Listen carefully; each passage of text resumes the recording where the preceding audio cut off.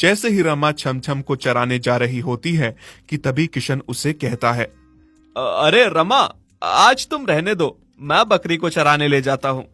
हैं? आज सूरज कैसे उल्टी तरफ से निकल पड़ा? रमा, मैंने सोच लिया है, अब से मैं कोई नशा नहीं करूंगा।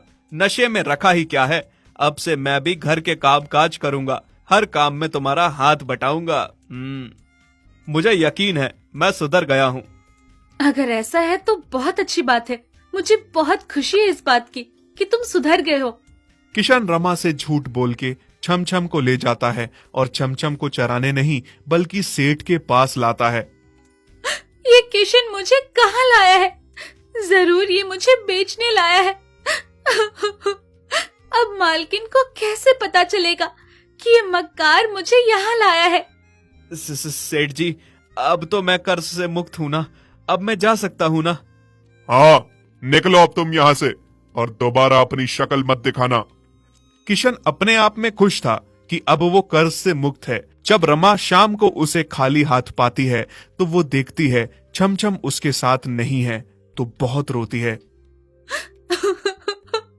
झूठे मक्कार इंसान, मुझे बदलने का झांसा देके छमछम को यहाँ से ले गया।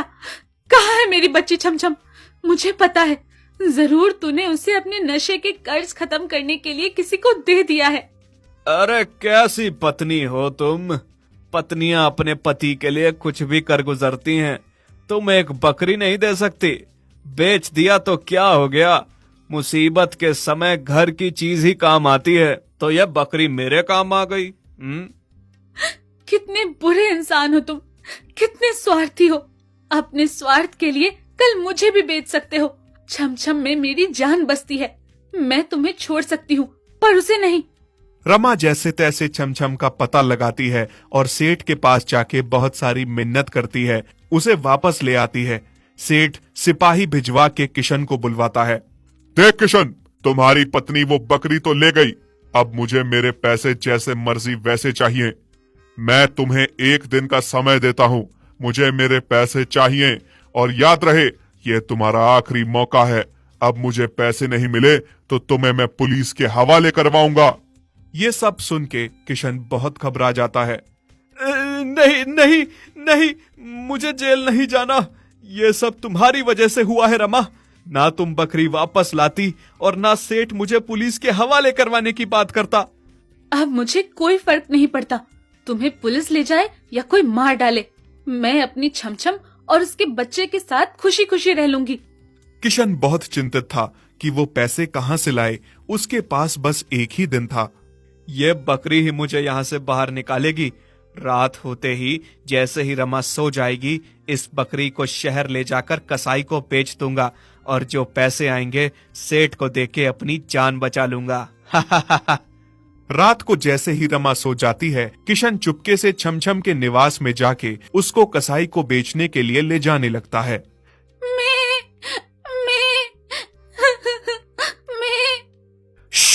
चुप हो जा बकरी, नहीं तो मैं तेरे पेट में पल रहे बच्चे को मार दूंगा। चुपचाप मेरे साथ चल। छमछम बहुत डर जाती है और जैसे किशन कहता है वैसा ही करती है। किशन उसे बहुत भगाता है, जिस वजह से गर्भवती छमछम की हालत बहुत खराब हो जाती है। बस अब मैं नहीं चल सकती, बहुत थक चुकी हूँ। अगर मैं और चली तो मैं मर जाऊंगी। आलसी बकरी, चलने में आलस करती है। जल्दी चल, मेरे पास इतना समय नहीं है, मुझे तुम्हें कसाई को सौंप के पैसे लेकर सेठ को देने हैं। चल जल्दी। किशन शाम से लेकर सुबह तक बकरी को चला चला कर थका देता है। सुबह जब रमा उठती है और छमछम को नहीं पाती तो बहुत परेशान हो जाती है। किसी तरह उसे किशन के इरादों का पता चलता है तो वो सेठ का सहारा लेकर किशन को खोजती हुई आती है। माँ, मुझे बहुत भूख लगी है, प्यास भी बहुत लगी है और मैं थक भी बहुत गया हूँ। अगर तुम थोड़ा और चली तो मैं मर जाऊंगा। मुझे नहीं मरना माँ।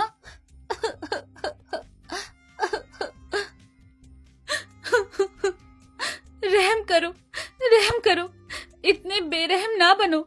मुझे महसूस हो रहा है मेरा बच्चा बहुत भूखा प्यासा है, बहुत थका हुआ है। मुझे कुछ खाने दे दो, मुझे बहुत भूख लगी है। मैं थोड़ा और चली तो मर जाऊंगी, रहम करो। लगता है तू ऐसे नहीं मानेगी। किशन जोर जोर से छमछम को मारने लगता है। छमछम गिर के बेहोश हो गई। उसी समय रमा सेठ और सेठ के सिपाही भी वहां पहुंच जाते हैं और सेठ के कहने पे सिपाही किशन को बंदी बना लेते हैं।